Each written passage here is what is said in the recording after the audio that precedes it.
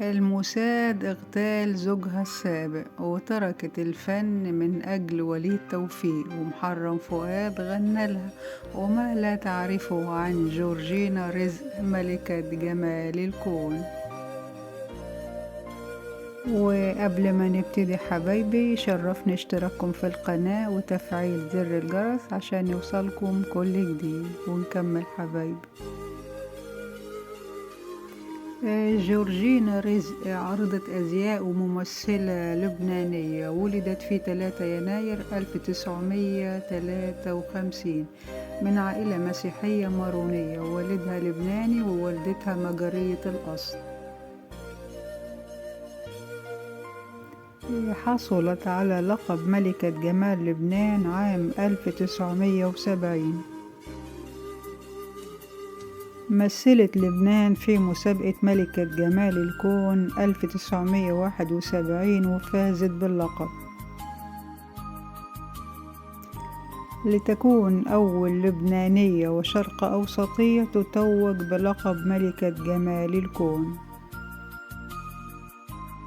تزوجت من المناضل الفلسطيني علي حسن سلامة القيادي بمنظمة التحرير الفلسطينية، وأنجبت منه ابنها علي، لكنه اغتيل عام 1979 من قبل الموساد أثناء حملها. وقامت ببطولة فيلم الملكة وأنا في عام 1975 مع الفنان الراحل محرم فؤاد. وتزوجت من محرم فؤاد خلال الفيلم ده، لكن الجوازة ما استمرتش. وفي عام 1990 تزوجت من المطرب وليد توفيق وأنجبت منه الوليد ونورهان. وحكايتها مع مسابقة ملكة جمال الكون بدأت من وهي عمر 14 سنة، حيث لفتت انتباه عارضة الأزياء الرائدة أندريا عخوري، فقررت رعايتها، وكانت بتدير مدرسة لعارضات الأزياء. وحضورها الفطري وقوامها المثالي مهدوا لها طريقها لعرض الأزياء.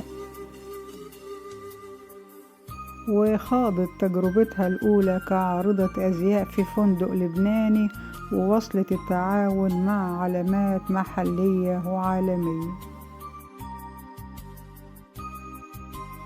وشاركت في برنامج تلفزيوني بدلا من أختها غير الشقيقة المصممة والكونتيسة فاليسينا روسي، فتلقت عرضا للمشاركة في مسابقة ملكة جمال التلفزيون. وفوزها بلقب ملكة جمال التلفزيون كان سبب ترشيحها لتمثيل لبنان في مسابقة ملكة جمال الكون. ووصلت لنهائيات المسابقة عبر تصفيات بدأت ب61 متسابقة من جميع أنحاء العالم في ميامي بيتش. وتلقت عروضا للمشاركة في أفلام هوليودية، لكنها رفضت الابتعاد عن بلدها لفترة طويلة.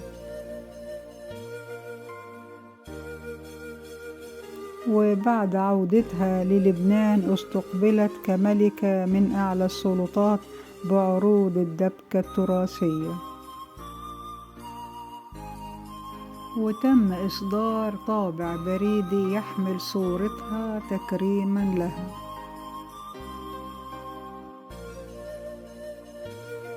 وقبل جائحة كورونا تردد الحديث عن تقديم سيرة حياتها على منصة نتفليكس، وتعثر المشروع، وقيل إن السبب معارضتها التطرق لحياتها مع أبو حسن سلامة. بالإضافة لأسباب سياسية حالت دون تنفيذ العمل. وجورجينا رزق تحب الحياة البسيطة والشاطئ وإعداد الطعام في منزلها. كما إنها ترحب بعمليات التجميل للحفاظ على الجمال وليس لتغيير الملامح. وهتستضيف الإعلامية منى الشاذلي النجمين وليد توفيق وزوجته ملكة جمال الكون جورجينا رزق بمناسبة الاحتفال بمرور 50 عام على بداية رحلة وليد توفيق الغنائية.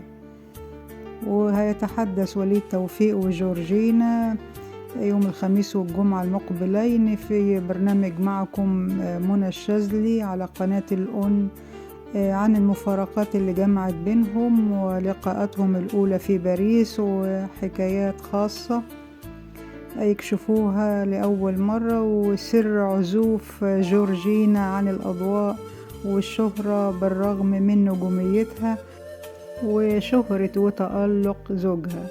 وهيحكي النجمان عن مفارقات طريفة مرت في حياتهم والمواقف الصعبة اللي واجهتهم وعلاقتهم الممتدة بمصر منذ سنين ومدى ارتباطهم بيها. وهتقول جورجينا رزق الأول مرة تفاصيل اغتيال زوجها السابق ووالد ابنها المناضل الفلسطيني علي حسن سلامة والأيام الصعبة اللي عاشتها بعد رحيله. ويذكر ان جورجينا رزق مثلت في السينما 3 أفلام وشاركت دور البطولة في فيلم جيتار الحب مع عمر خورشيد وصباح. وفي عام 1975 دور البطولة في فيلمين، الأول مع محرم فؤاد ووحيد سيف في فيلم الملكة وأنا، والتاني مع رشدي أباظة في فيلم باي باي يا حلوة. وأيضا مثلت في مسرحية سنقف مع روميو لحود ومسلسل انت أنا مع فهد بلان. وأخيرا بنتمنى لها السعادة في حياتها. وشكرا حبايبي حسن المتابعة، ولو عجبكم الفيديو ما تنسوش اللايك من فضلكم. مع السلامة.